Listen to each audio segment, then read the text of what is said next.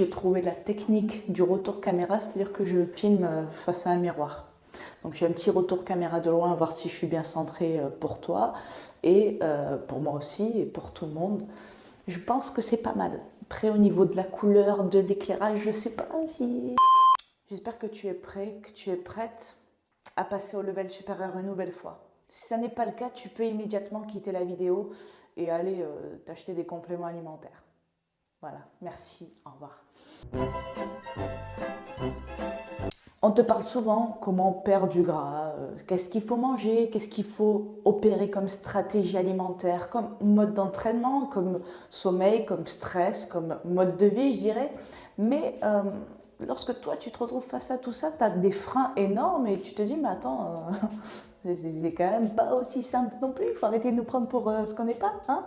Donc du coup, dans cette vidéo, je vais te parler de 4 choses dont on ne te parle absolument jamais, qui vont te permettre déjà de l'adapter à ta vie et à ta personne, hein, parce que c'est quand même important, parce que si c'est pas adapté à toi, ça sert strictement à rien, et qui va t'aider en fait à atteindre tes objectifs. Ben, par exemple, là, on va prendre beaucoup l'exemple de la perte de poids, mais tu verras que tu peux l'adapter à tous les domaines de ta vie, et c'est ça qui en fait quelque chose d'hyper puissant. Ne perdons plus de temps, allons-y.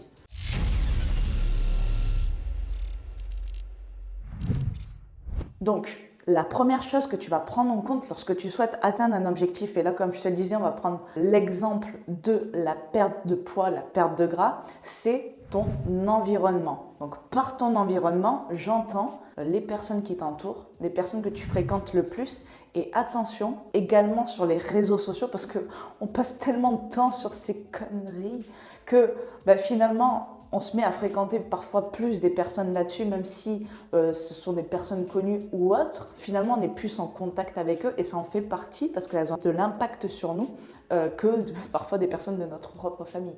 C'est triste ce que je viens de dire quand même, hein, mais c'est réel. Voilà. Au passage, je t'invite à checker le documentaire sur Netflix Derrière nos écrans de fumée. Tu vas prendre une sacrée claque comme moi. Donc, comme je te le disais, ton environnement, ce sont les personnes qui t'entourent. Quelles sont les 5 personnes que tu fréquentes le plus dans ton quotidien? Ok, tu notes ces personnes. Et maintenant, est-ce que ces personnes te tirent vers le haut ou au contraire, te tirent vers le bas? Dans le cadre de ton objectif de perte de poids, est-ce que tu penses que ces personnes sont un réel soutien pour toi ou au contraire un frein? Est-ce qu'elles vont avoir des pensées limitantes envers toi? Peut-être pas forcément comme on l'a déjà vu volontairement. Ou au contraire vont-elles te soutenir et être là quoi qu'il arrive dans des coups durs ou pas? Et qu'importe l'objectif que tu as. Ensuite, après les personnes que tu fréquentes le plus, il y a ton lieu de vie. Est-ce que pour toi, ton lieu de vie est favorable à une perte de poids? Alors ça peut paraître bizarre dit comme ça, mais je vais développer un petit peu, tu vas comprendre. Par exemple, est-ce que dans ta cuisine, il y a des aliments en majorité qui sont dégueulasses? Oh. Est-ce qu'il y a des aliments qui sont plus intéressants pour ta santé et qui vont plus t'aider à perdre du poids? Par exemple, en ce moment, énormément de personnes sont en télétravail. Donc, tu te retrouves à bosser de chez toi. Donc, est-ce qu'à proximité de tes yeux, là, est-ce qu'il y a des aliments qui ne sont pas forcément top pour ta santé, qui ne vont pas t'aider à perdre du poids? Je te conseille d'avoir à proximité de ton endroit où tu bosses, une petite corbeille de fruits comme ça, au KLM, tu vois. Tu vas forcément être tenté dans la journée, surtout quand tu es chez toi, tu es d'autant plus tenté. Tu as juste à tendre le bras, tu dis attends, je prends une pomme quoi. Hein, je vais pas aller là-bas bouffer des sneakers, non? Évite d'avoir des sneakers d'ailleurs, du coup, surtout si tu bosses chez toi. Donc, est-ce que ton environnement est favorable ou défavorable à ta perte de poids ou à quelconque autre objectif? Fais la liste des choses favorables, défavorables. Vois comment tu peux changer certaines choses, vois comment tu peux adapter certaines choses et tu verras, ça peut faire clairement la différence. Deuxième chose très importante, ce sont tes comportements. Dans tes comportements, ce sont tes actions que tu poses au quotidien. Je te propose de faire ce petit exercice-là.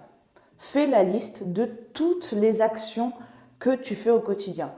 Pas besoin de me dire que tu te brosses les dents, que tu vas aux toilettes et que tu te douches, même si ça peut toujours être ajouté, c'est cool. Mais on va plutôt s'intéresser à, par exemple, je m'entraîne, je mange, je dors, je marche, je prends les escaliers au lieu de prendre l'ascenseur, je médite au quotidien, j'ai une conversation au téléphone tous les jours avec telle personne. Toutes les actions qui pour toi font partie de ton quotidien. Et par la suite, tu vas faire une colonne plus et une colonne moins. Dans la colonne plus, tu vas mettre toutes les actions que tu penses qui te tirent vers le haut et donc sont en accord avec ton objectif. Dans notre cas, c'est la perte de poids. Donc par exemple, tu prends les escaliers au lieu de l'ascenseur, tu te gares plus loin, tu marches plus, donc tu es plus active ou plus actif. Tu t'entraînes au quotidien, tu manges ce genre de repas, tu as une alimentation en majorité de qualité. Et dans les mois, et c'est ok d'avoir des mois, tu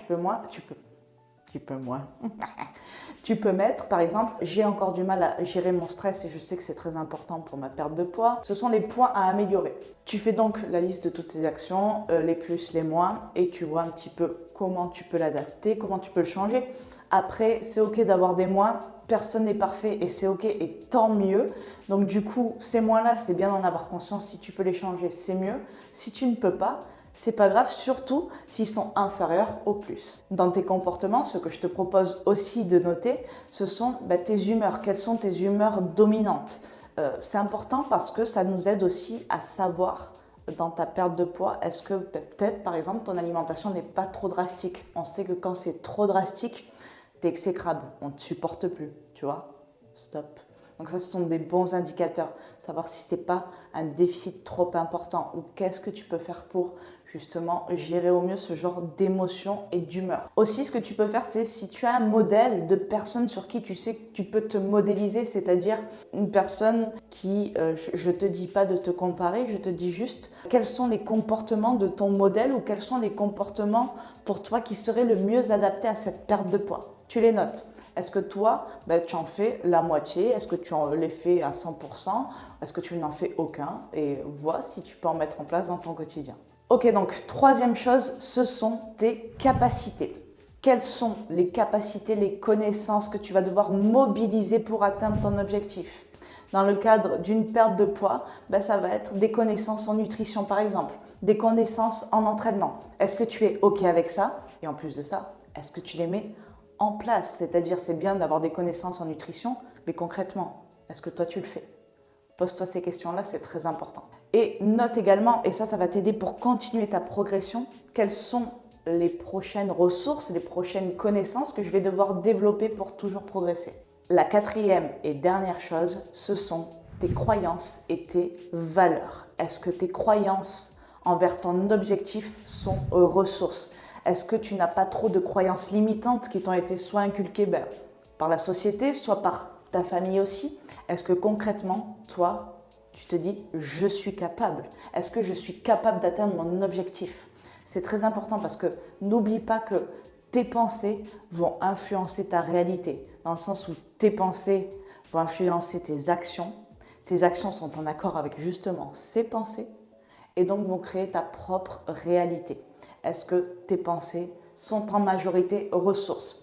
C'est ok d'avoir des croyances limitantes, nous en avons tous, mais fais en sorte qu'elles ne te mettent pas trop de bâtons dans les roues ou bien qu'elles soient inférieures à tes croyances ressources. Tu peux faire la même chose qu'avec tes actions, tu peux faire la liste des croyances ou des pensées que tu te répètes au quotidien et tu les notes dans des colonnes plus et moins et tu vois celles qui vont te tirer vers le haut, celles qui dominent le plus et vraiment demande-toi, même si cette croyance paraît limitante, juste pose-toi cette question, est-ce qu'elle te pousse à l'action?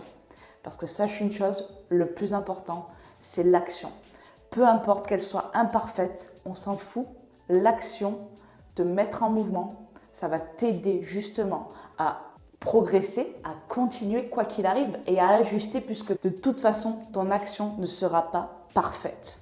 Donc tu vas pouvoir ajuster au fur et à mesure et donc progresser à ta façon et finalement à la meilleure façon. Voilà pour cette vidéo, j'espère qu'elle t'aura plu et qu'elle t'aura aidé. N'hésite pas à me le dire dans les commentaires. Et moi je te dis à bientôt dans une nouvelle vidéo. Je t'envoie plein de good vibes. Ciao.